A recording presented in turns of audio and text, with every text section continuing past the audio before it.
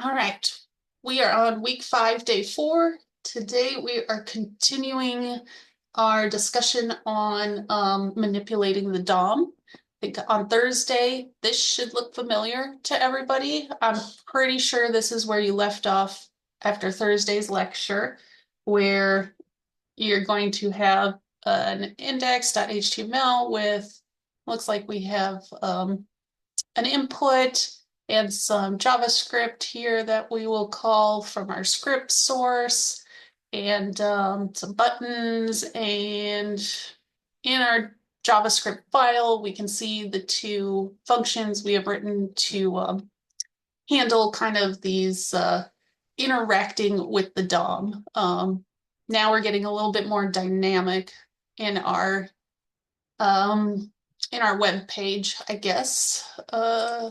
We can open with live server and see where we were at. Open a browser here. Oh, it's so bright. We'll just make it tiny. So we can see we have all the information in this head tag, or I guess element, does not show up on our page, right? That's all just information behind the scenes. It does show up here. This is where the title comes up. And that's what it means. Like, it will show in like tabs and search results. That's where this is used. And our script source ties us to our JavaScript file, which is making all this more interactive. Let's make sure it works. Push submit, and it says hello Tiffany. And that's exactly what we expected that to do with our button on click, which is an event listener. Started looking at those last time too, I think. Maybe not, but we are definitely looking at those today. And we have another couple of buttons, which at the last bit, I think targeted everything with alpha in the class and changed the color. So that is where we left off on Thursday, where we are using our JavaScript to interact with pieces of our DOM, which is this whole tree structure. And you can see when you inspect your web page as well, you can look at the elements, which I guess I'd have to make it bigger here. There we go. You can see up here, a little DOM up there. So today we are going to take this a step further, because right now we've only been interacting with things that already exist on our page. But now we're going to learn how to use this kind of interaction with our DOM to create and insert new elements on this page. Instead of just interacting with things that already exist, we're going to create like new divs down below. We're going to add stuff to the DOM without touching our HTML file. We're not going to use HTML at all to do this. We're going to use our JavaScript file to do that. So one of the first things that we need to look at here is, let's see, I guess I thought it was talking about event listeners here, but I guess that's maybe further down. Yep, that's further down. Okay, so we're going to go back to our scripts page here, because I said I don't want to do anything directly to my HTML. That defeats the purpose of learning how to interact with the DOM dynamically. I want to create a function in my JavaScript file that when used, it will create a new element within my DOM here. So this is directly from the README. We're just going to add, okay, we do need to add a button on the main page, because I need something that will trigger that JavaScript function, right? And one of the easiest ways we've learned to do that is with a button and an on-click event listener here, which will then trigger a function from our JavaScript file. So I'm going to add another button just right underneath all the divs that we have. So I have a button, we're adding an on-click listener, and I'm going to have this call an insert new element function. And then with the text on the button, I'm putting insert new div and closing that out. So now I need to go to my JavaScript file and create this insert new element function. the idea is when I click this button, I want it to add a new div underneath these already existing ones. Okay. So let's go ahead and write this function out. So we said it's going to be called insert new element. So let's name that insert new element. And we're using fat arrow functions here. It's just easier. This one's not going to take any information in because I don't need to. I'm just creating an div that's going to be the same across the board when I click this button. We could make it fancy and pass in maybe some text or something and then create a div with information passed in, but we're not going to do that right now. We're going to keep it easy. So let's go ahead and identify a new div. And instead, so last time we're doing, selecting elements like get element by ID. We also have query selector using different the class names here as well. You could also query select like the element and all that. I don't want to get an element or select anything. I want to create. So with that, you literally have a create. We can see when we start writing create element function or method. This is going to, as we hover over it, says this create element method creates an HTML element specified by local name or blah, blah, blah, HTML unknown element if local name isn't recognized.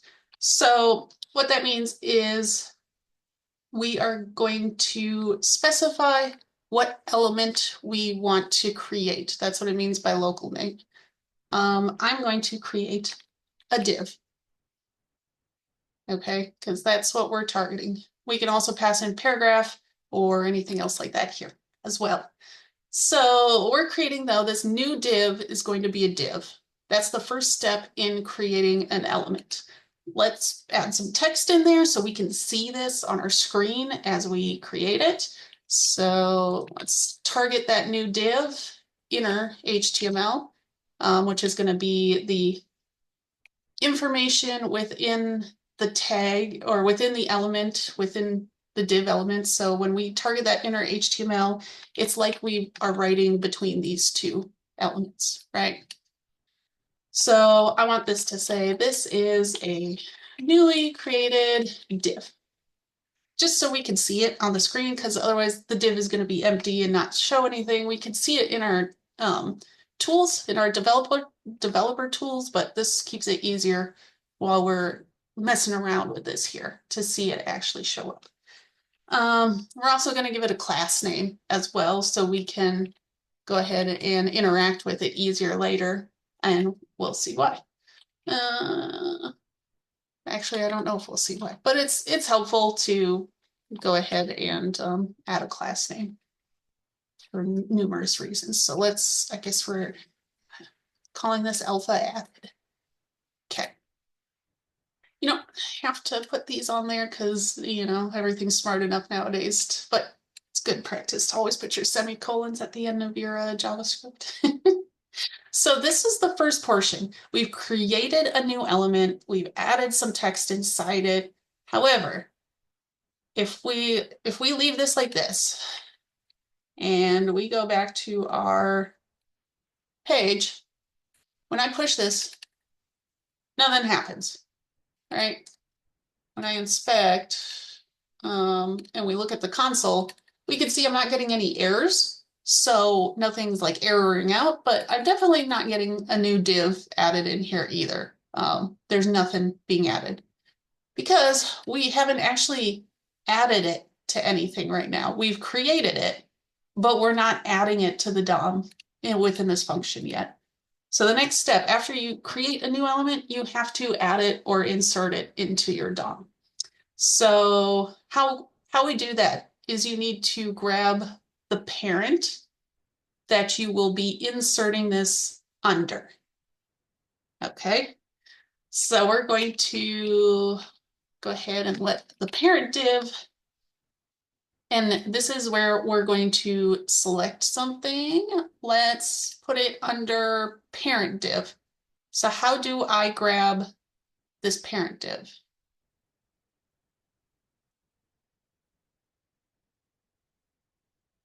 We always start with document, but how do I grab the parent div? What's the method I use with this? Get element by ID. Yes, because if we come over here, we see it's identified as an ID. And so I just want to grab this parent div ID, get element by ID. Perfect. And what do we pass in here? Obviously the name of the parent element, right? Or the name, the ID we're grabbing. Okay, so now we've grabbed the parent element. I'm following the README. This is optional, but good practice because it's saying if it finds this element. So if this exists, that's gonna result in true, right? This is a Boolean statement here. So if that exists and it's true, then we're gonna go ahead and take that parent div and append child. So this is another method. This adds a node at the end of the list of the children within this parent node. So thinking of that, where is it going to add this element?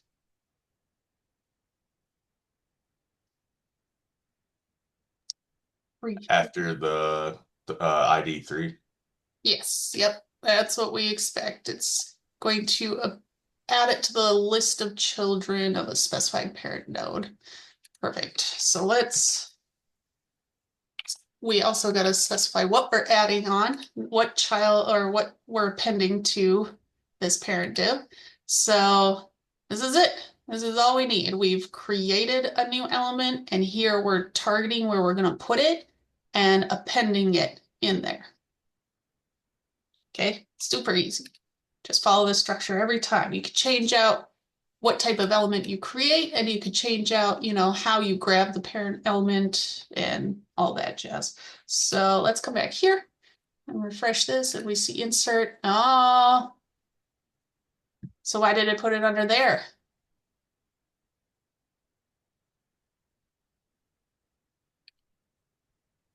Because your button is also within that list. Correct. So this div is closed out right here. So that button is within that div. If we wanted to fix this, how can I fix this? Move the button out of the list, out of the parent div. Let's do that. Let's make sure And that you doesn't. could, a quick trick is to press alternate and press the down key, and you could have moved the whole thing. Ah, okay, thank you. I Now, don't just I don't know a lot of shortcuts. I do stuff the old-fashioned way. Okay, so so now when we insert new div, we should expect this to go below these because now we've moved this outside of the parent. We can see there it is, perfect. Now, what happens when I click red and blue? Let's go look at our code. We've got that insert new element that's creating a new div. Let's look at what it's creating. Right now we have our update color to select everything with alpha in the class name and change it to that color. So if I clicked one of those colors, what do we expect the behavior to be with my new element I just created? is it named alpha? I don't know, is it? Yeah, alpha added. Yeah, Yep, class name alpha added. perfect. So we added that in there, the class name, so we could do some things with this div later. And all of these new divs get this alpha added class names. So now when I push red, we could see those two, and then all of my newly created ones will get the color that is there. All right. Any questions on creating a new element and adding it to your DOM? So does it it actually creates the, like the text and everything in the HTML document. So It's not like it's not like a runtime creation. It's like it actually inserts the text. yes, yep. So we can see here these now looking at our structure here, our tree in the elements portion. These are elements created in our DOM. However, when we refresh, obviously it's going to look back at the original HTML page and not see those. But as long as this does not refresh, these will stay as an actual element added to our DOM. What about the original web page? Does that it doesn't have the new thing in it, right? The original, no. So it won't come back and add it in your file here. Okay. It just Yeah, does so I it. was wondering if it was Oh, if okay. it created does it like write it in the file? Oh, okay, got it, got it. Yeah, no, nothing interacts with this. If you did want it to create it in this file, you would just write it in this file initially, right? Yeah. This is a design choice to allow things to happen on the page without being permanent to this web page. And we'll see an example of that in a little bit as we start transitioning to events and all the things you can do with events. So I've talked about events a little bit, and we have some events happening already. When I say event, I mean like these. We have here an on click. And when I hover over it, it shows that it's when a button has been pressed and released on an element. So this is a type of event. It's telling the browser how to handle these specific events from the user. So in your README, there is a link that's actually pretty handy here. Right here. It says you can find a full list of events here. And it brings you to this page.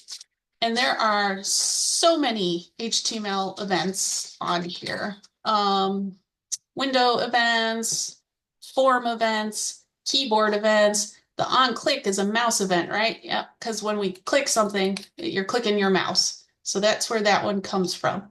But there's so many more. And there's even just, on moving the mouse or just moving it over something. That's probably what this is using, right? I'm not clicking it, but I'm moving it over this hyperlink, so it's changed the color. So this is probably using an on mouse over event. And events are just what the browser is listening for to do things with your JavaScript. Let's come back here. So let's go back to our file. There are so many different events you can do. Most of them that you will use are mouse events with your on clicks and your hovers and stuff like that. So we can add an event attribute to pretty much any element that exists in your DOM. What is this having us do? It says we simply add it to the event and then specify the listener. Sure. Okay. So we're going to look at what those are in a second here. Let's add an event where we have something going on like that page did, where when we hover over something, one of these divs, it like highlights it. Okay. So that way the user can follow along and see where they are with their cursor at any given time. So it's just going to be with the divs. I just want it to handle that sort of feature with these divs. So let's go back to our JavaScript file because the only thing we add in here are the actual events that it's listening for and function names, but the actual, oh, what's the word I want to say? How this works. Actions, like the actions we will write within our JavaScript file. So we're going to add, we have our insert new element here. We're going to do it, I guess the README just wants it to happen for the new divs. So if we insert new divs, it wants it only to go with those, that when you hover over those, that happens. So let's write this within our insert new element feature here, because we want to attach this event to these divs that are being created. Okay. So right here, after we add this element or create this element, before we add it to our DOM, let's go ahead and add some event listeners. So we're going to add event listener. As easy as that. This add event listener, if we hover over it, sees that this function will be called whenever the specified event is delivered to the target. So this takes in an event name, and that's where that list comes in handy that the README points you to of all the different events you can use. But it's going to take in the event name and then the function that it should run whenever that event is triggered. So right now, we just want this to target those new HTMLs whenever we hover over. So if we look at this, that's a mouse event, right? When we're moving our mouse around and we hover over something. So which one of these do we think looks best for an event? On mouse over. Yeah, I think so too. When the mouse pointer moves over an element. Perfect. That's what I want to happen. So we'll use this on mouse over. A little subtle nuance here is you don't put in on mouse over, you just say mouse over. Although this one uses mouse move. So let's look at that. Mouse move is when the pointer is moving while it's over an element. And then mouse over is when it moves over an element. I don't know what the difference is. Let's try mouse over and see how that works. And then we can also change it out to do mouse move as well later. But we're going to do mouse over. So the event we're listening for is mouse. And as we type it out, we can see it's very helpful. We're going to use mouse over. The second thing we have to pass into this add event listener is going to be the function. So you're going to have an event happen. And we're using our fada or arrow function. This is what happens when that event occurs. Okay.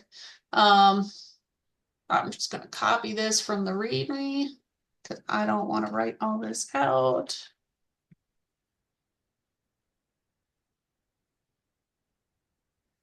So it looks like it is setting like a width ratio here, and then getting some red color is just rounding 256 times X ratio. Okay. And we are styling the background. So this event target, an event, when an event occurs on the browser, it will send a whole bunch of stuff back from this event list or pass to our event listener from the browser. So while the browser is sitting here and listening for that, mouse over to happen, once it happens, it sends back a whole package of information to this listener. So in the README again, there's another little hyperlink here that says these are all the different, this is everything that is sent back when an event occurs to that listener. So if you do event dot something. These are all properties and methods of an event. We can see in the event listener here, we have an event dot target. And target, when we look at our list of what that is in the properties target, it's returns the element that triggered the event. So that's an easy way to kind of grab input values and everything like that. Because if you go to the target, which is that hovering over that div, right, is going to be the trigger for that event. So that div is going to be the target.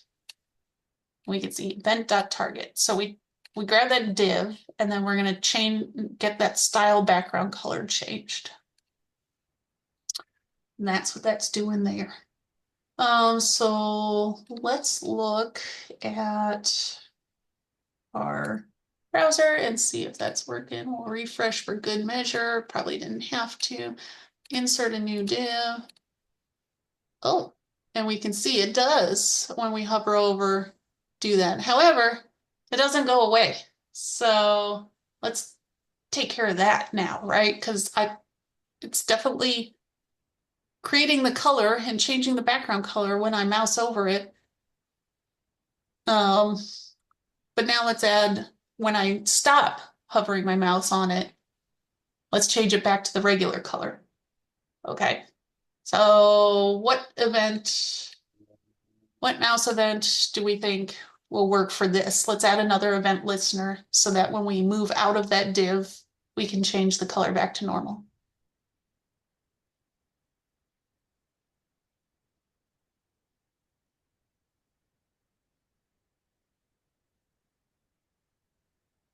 I think that's why they used on mouse move in the first place. Well, let's see how that behaves. Half and half here. Okay, so let's change to mouse move and see if that changes the behavior a bit.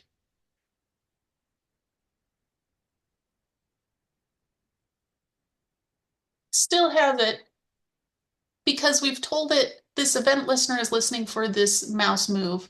But we haven't handled what happens when we leave the div. We've got something happening when we enter the div. But when we leave it, there's no event for that. So looking back at our list, let's see, we're not clicking, we're not pressing it on it, moving over, moves out. I like this.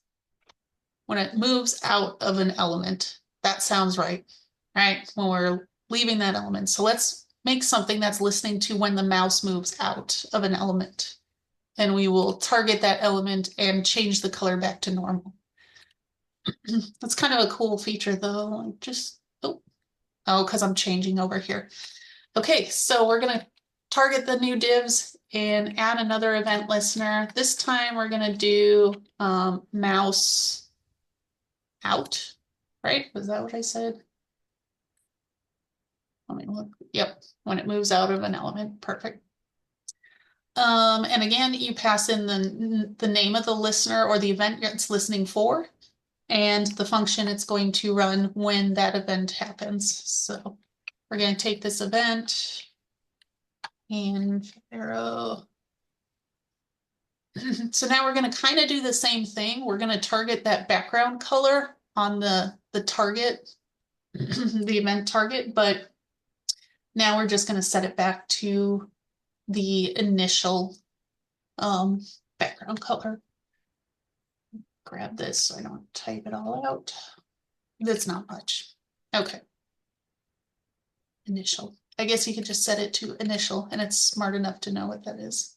So now this event listener still working on the same new div that we're creating, right? This is only for the new divs. It's not for these old ones. It doesn't work for these because we didn't add an event listener to target those. It's only on these new ones. When we mouse over, it should highlight it. And then when it senses the mouse leaving the div, it will go ahead and change that color back. We can see that working there. So now we'll come on, it changes the color, and when we leave, the color goes away. Perfect. All right, so this is great, and I want these to stick up here for a while, these divs, but we saw that when either I added some more stuff or I refreshed the page, those go away. So sometimes when we're doing like forms or other things where we want data to kind of persist on here, we don't want the browser to act like how the browser wants to act. Usually when you submit a form, let's see if this does it. No, it doesn't, because this is not a form. This is just an input. But usually when you submit a form, the browser wants to refresh. That's just how it's built behind the scenes. We can't change that. That's how browsers typically work. There's a lot of different things that the browser does that may not be desirable for what you want in your web app. And we can take care of that though. So we can use something that's called prevent default.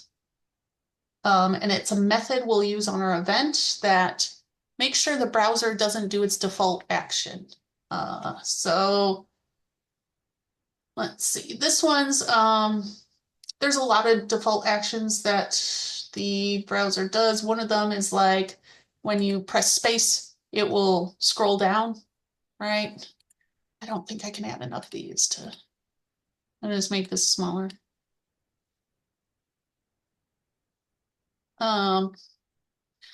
So when you push,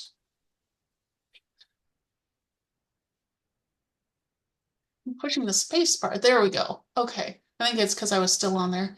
But yeah, when you push the space bar, a default action of the browser is to scroll down. For this example, we're just saying we don't want that to happen when users press the space bar. I don't know why. We just don't want them to be able to press the space bar and scroll down. So we're going to add a event listener that's going to not just be limited to our new elements, it's going to be for the whole page, to prevent this kind of default action from happening. So we're going to, I'm just going to copy and paste this and we'll walk through it. We're going to target the window now, which is everything. Add an event listener to that. And again, an event listener takes what type of event it's listening for, which for this case with the browser is the spacebar. And then we're going to, if that, or the key down, I guess, is the event, and then the space is the trigger, usually, right? That's what triggers that event, the key down to fire. So instead, we just say, go ahead and prevent default action from happening. So the space bar is the trigger, just like when we hover over a div, that's the trigger, right? That's the event. And then the key down is it's the, I guess, what it does. Let's see if the README has a better way to explain that. Nope, doesn't explain that at all.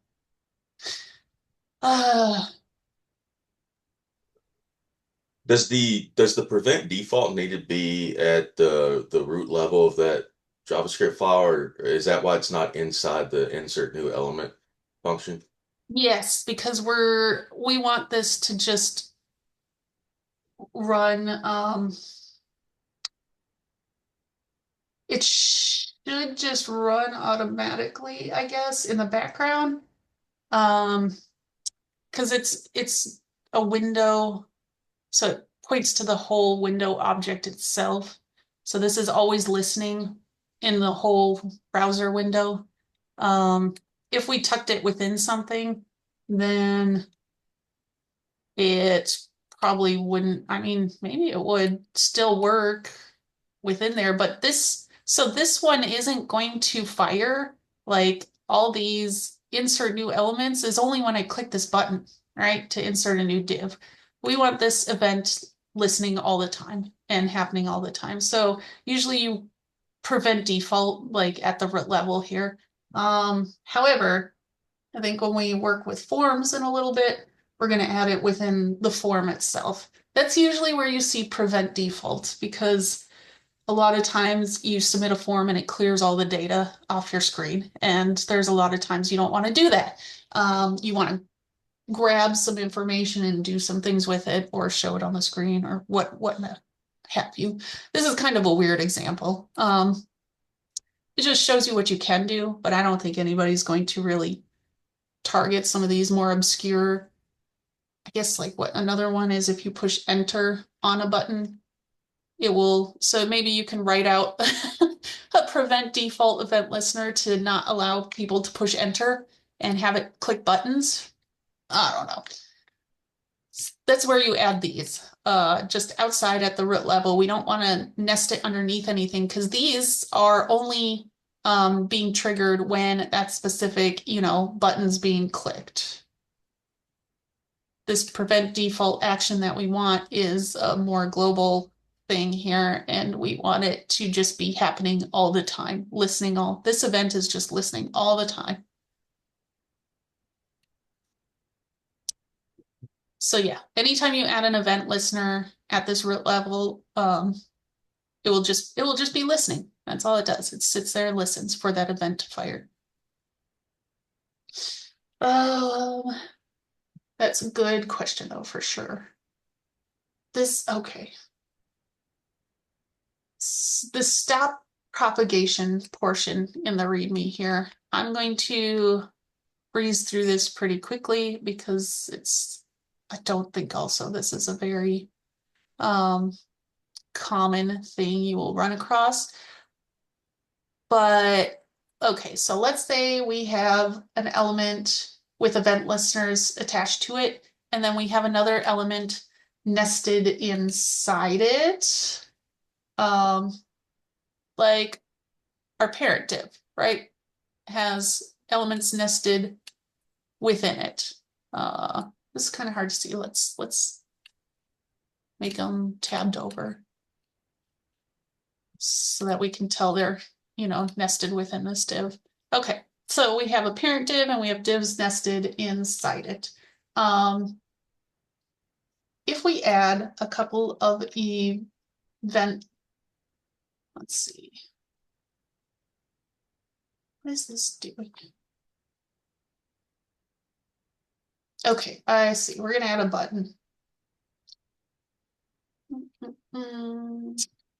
On, I guess, the one class. We're gonna make this so when you click it, it says some stuff. And on the parent element too. Okay. Just hang on for this example, and then we'll get back into stuff that makes a little bit more sense. So we're gonna add an on-click event listener onto this parent div. So whenever we click on that parent div, we'll get a say hello, which we'll write in a little bit.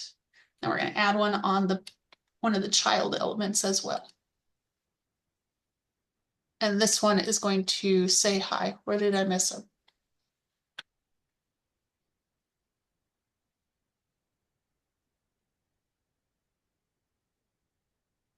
Where did I mess up? Oh. There we go. So on click has a, let's see. Oh my gosh. That's right. Yep. Get this here. And take that one out. Okay. There we go. So here we have my two on clicks. The parent div one will run this say hello, and the child will run a say hi. Let's make these in our JavaScript file, just copying over from the README. So the say hi one will console log hi with the inner, and this will console log hello with the outer. Let's run this and see what happens. Do I still have my tools up? Okay, So what are we clicking first? We're going to click on the first nested div element. So when we click on that nested element, we could see that both actually ran. Both the inner one ran first for the nested element, and then the parent one ran right after that. That is because the click event is being processed by both of them. It's going to be processed by the child and the parent because it's wrapped up within that parent. If we didn't want the parent to process the click event as well, then we can just add this stop propagation method. And that will stop the event from continuing up the DOM tree. Okay, so that's what, like, it's going to run at the child, but then continue up the DOM tree until it reaches the outermost element for this event. So instead of having it do that, let's go ahead and find this child, the say hi, because that's the one that we did for the child element. We're going to add to say hi. Just event stop propagation. It's not lined up the same. Oh, that's going to annoy me. So this, just if we hover over, will it tell me? No. This is just prevents it from this action continuing, or from this event continuing up the DOM tree. It's going to stop this event, which is the click, the button click, or the mouse click right there. So now if we come back and look at this, now when we click this, it only runs the child's event listener, and not, the event does not leave that child div. Okay, any questions there? That was a really fast, simple way, but wherever you want to prevent that event from leaving, just add a stop propagation within the event listener. Okay, so now we're going to go to forms, and this is kind of where you'll see a lot of your events happening. We're going to come back on here and add a form, a simple form to our HTML. I'm going to actually replace all this so we can just focus on the form. I think we can do that. Yes, no, we can't. Because that one has the greetings still. Okay, fine.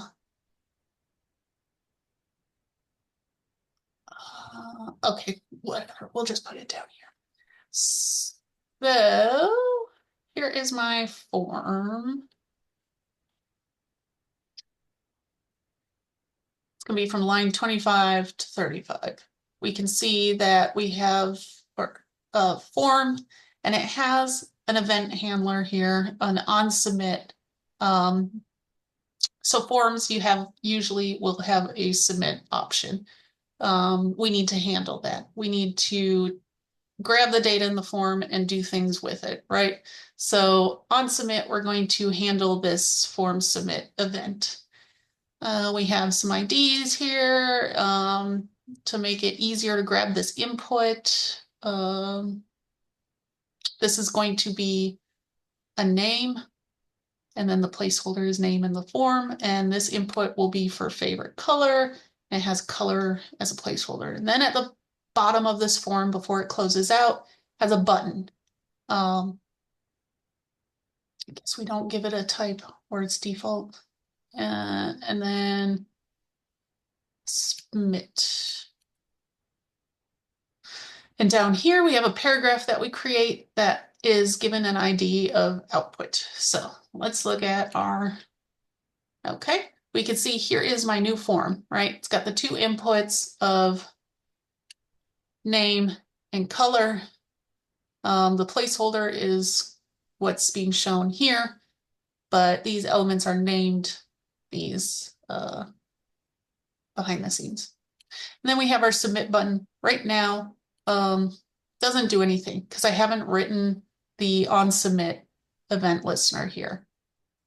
So when I click this, this button is going to run the submit. But let's go write our handle form submit function in our JavaScript file. So it actually does something when we push the submit. We're going to go through this one at a time. So that was called handle form submit, right? Handle form submit. We'll do our fat arrow. It's going to take an event. Close. Now, first things first, I don't want this data to disappear when I submit the form. I want to grab some of that data and use it in my DOM and specifically within this output paragraph here that we've created. So we're kind of going to take the information that we submit in this form and throw it in this output. However, if we let the browser do if we let it do what it wants to do, by default, it will clear everything out and refresh the page, basically. It refreshes the page. So let's go ahead and add our prevent default so that when we submit this form, the browser does not refresh and we can do things with the form. So here we're going to grab the data that the form is going to have in this input. And to do that, we'll identify a few more variables here. We'll have form data. That is going to be a form data and target. So what is this doing here?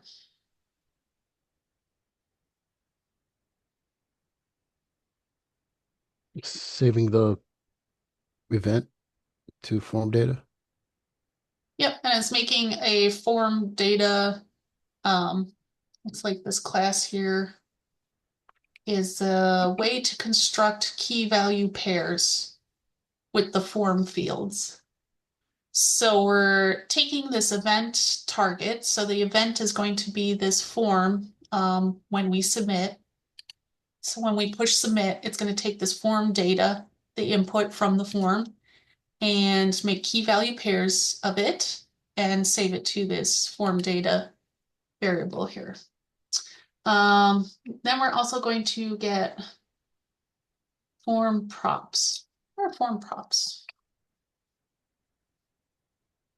We'll look at this and see what this is. It's going to be an object from entries, and we're going to do that with form data. Okay, so what does this do?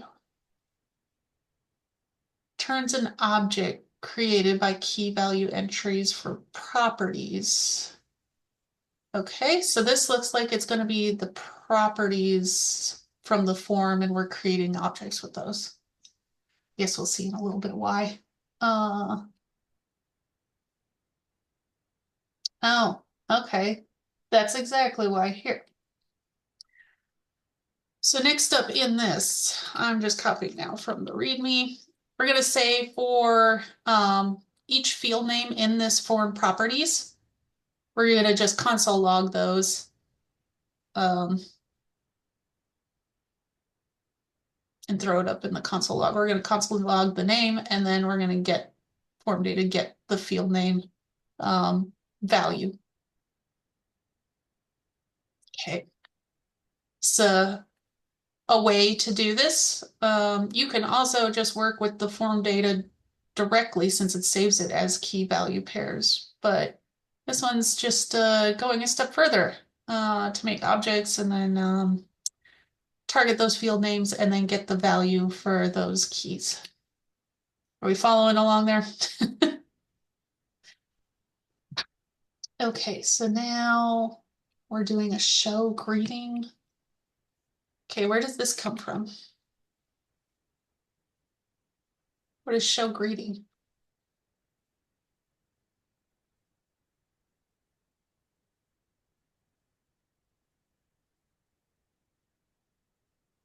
It's a method, or it's a function we wrote earlier in our JavaScript, the show greeting, which takes an input, the name input, and just says hello for that person's name. What are we doing down here now with that show greeting? You're saying hi to the person. Oh, yeah. We're going to say hi to the person from the forum. Does that work with this one we wrote up here?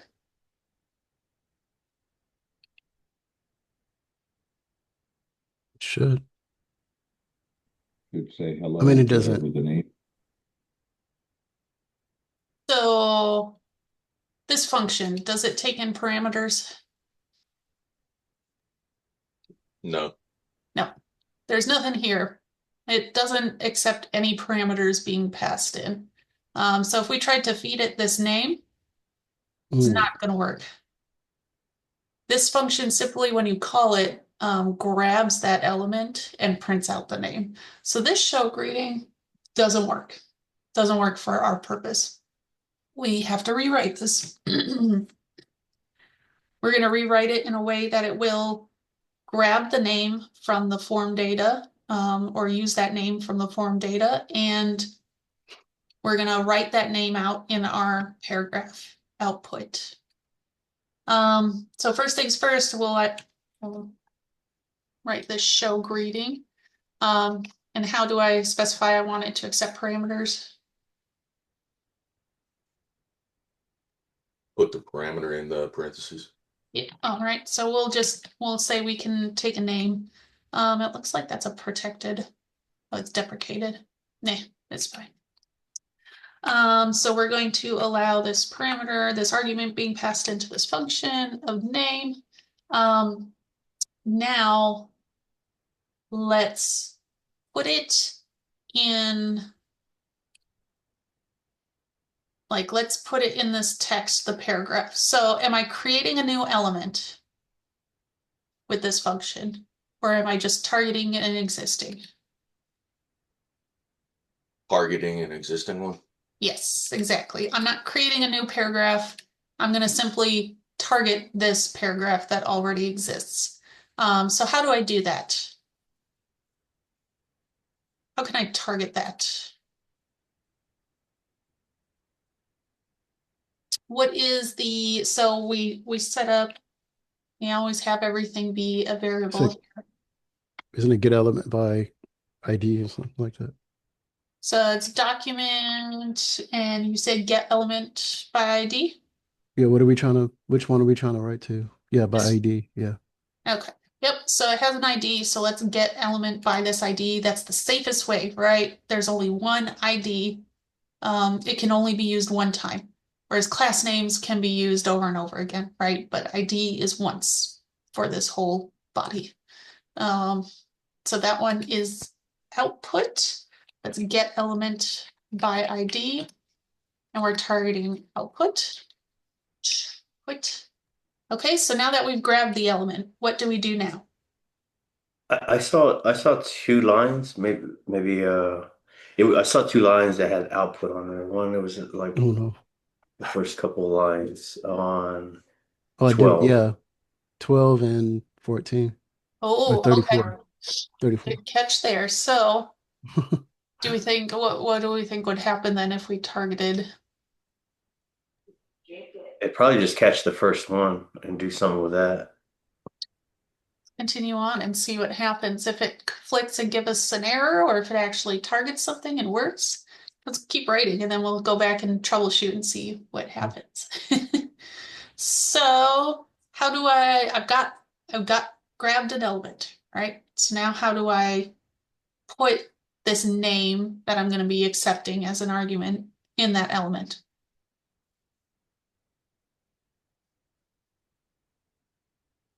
What is the, what is it called when I'm writing within here? Inner HTML. Yes. So let's go ahead and target that inner HTML of this greeting, right? We've grabbed that element. Let's target that inner HTML and set it to be a greeting for that name. Let's make it robust and check first that we get the element before we try to write in the inner HTML. And then we'll go ahead and do the greeting output in our HTML and set that equal to hello space. We're going to do some concatenation here.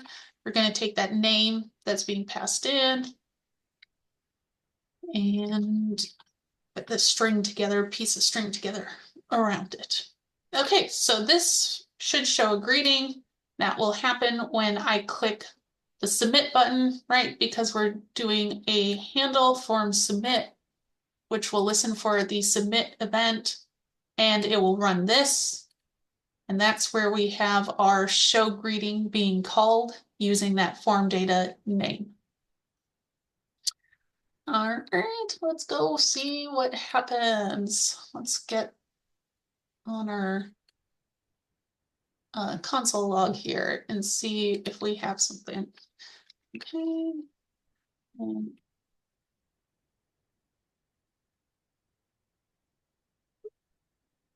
Okay, so what happened?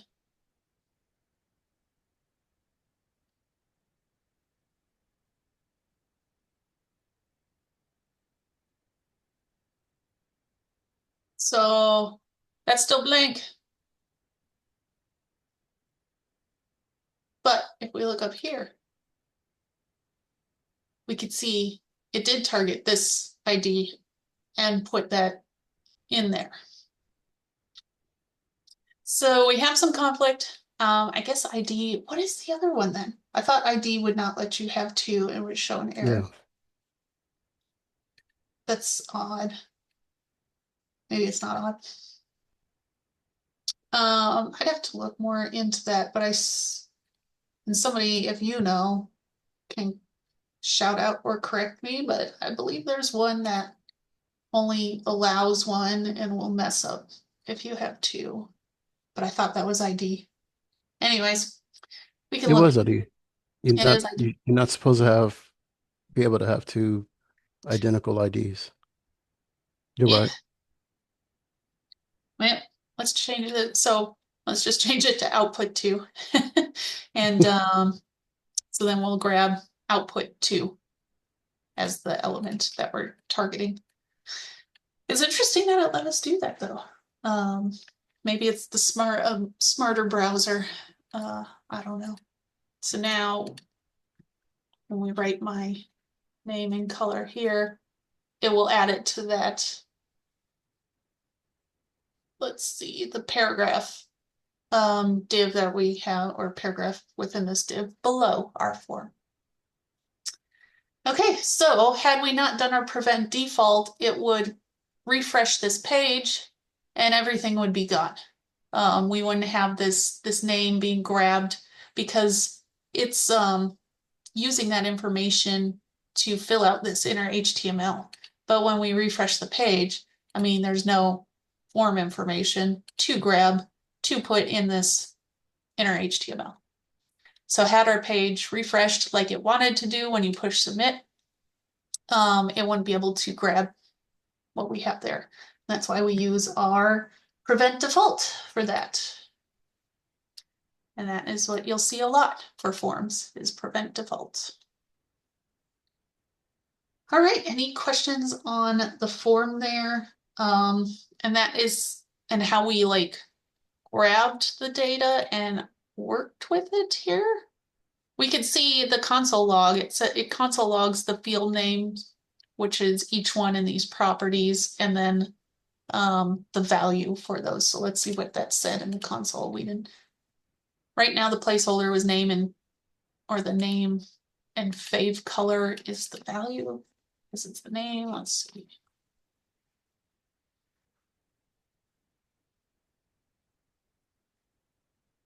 So we can see this is showing the property of the form that we grabbed, and then the value that is assigned to that as well. When we did this, grabbing the data in key value pairs, then just making objects from these, from the entries of this form data, form properties. Let's see. Then we went through and for each field name in these properties, print it out and then get the value for it. Right. Any questions on anything we went over today as far as like event listeners and working with the form here? Prevent default, creating and inserting elements into the DOM. Yeah, I do have a question. That's on the cons form props object. Can you explain me that part one more time? I am not 1,000% certain on what we're doing here, why we're doing it this way, but it looks like it's returning an object created from the key value pairs of this form data. So this took all the form data and made key value pairs. This is creating an object or dictionary, if you will, with these key value pairs. It seems a bit redundant to me, and I'd probably look into that because I feel like does this create an object? Yeah, it should, right? Do you want to put it as a comment and run it? Maybe we could.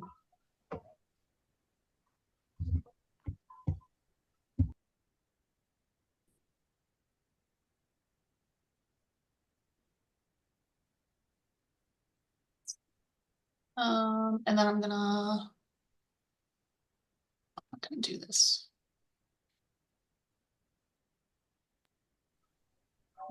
Why did that mess it up now? Oh, because of that. Okay. For that and that, we'll just take out the console log. I didn't have to do that. Okay. Yeah, let's see what this does because I would need to look into this more on why we're splitting it up like that. I'd assume it was an object first, but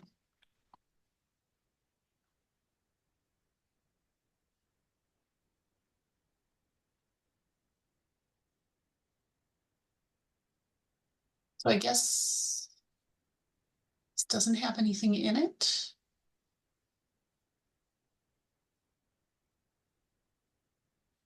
I'd have to look at what form data is. Haven't used that much. Let's go back and look at the code again. So we had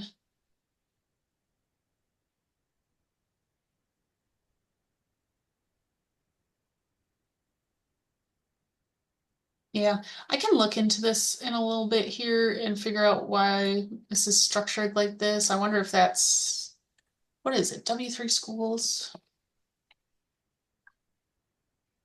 It's all good though. I just want to make sure I'm clear with this information. I need to make sure I'm writing down the right code. So if I don't Yeah, need it, I might not need it any It looks assessment. it looks like form data doesn't, it's not an object that you can loop over in JavaScript. So the reason for that line is to convert it to something that you can actually loop over in JavaScript. yeah. Yeah, it seems like it's just a form data object. I don't know what this form data object is, but in order to have because it doesn't have anything in it besides all these. Oh wait, keys? No. I don't think I can't see anything in it. So that's a good, we'll take that educated guess on that's why we do this. I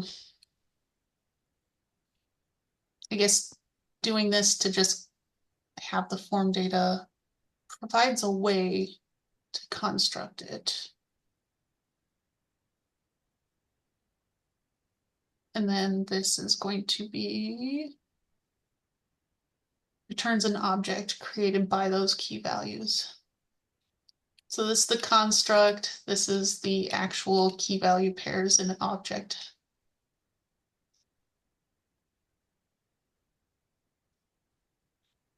There's probably something in W3 schools that talks about that too. But that's a good question because I was not prepared for that.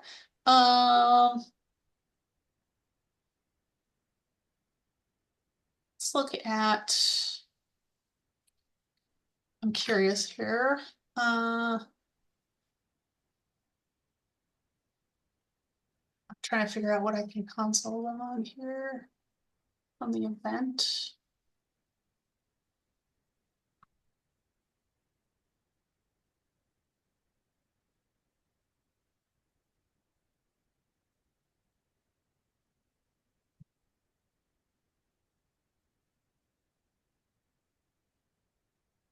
Been a minute since I've done this. I'm just curious here, we're going down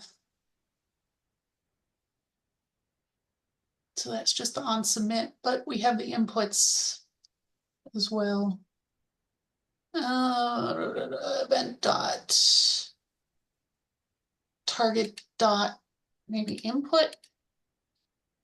Trying to figure out how we can grab that stuff without doing this construct and entries. Although this is probably the better way to do it. So maybe we shouldn't go down this rabbit hole. I would just follow this structure. Because then we saw once you do this, that form properties is set up in a way where you can iterate through the key value pairs in this object. So we'll just follow the standard. We won't look at how to solve it another way. We'll just use that. That seems like the better way to do it than what we were taught before. But just make sure you have both form data and creating this object from it. Very good questions to look into. Any other questions on creating elements, inserting, and all that jazz?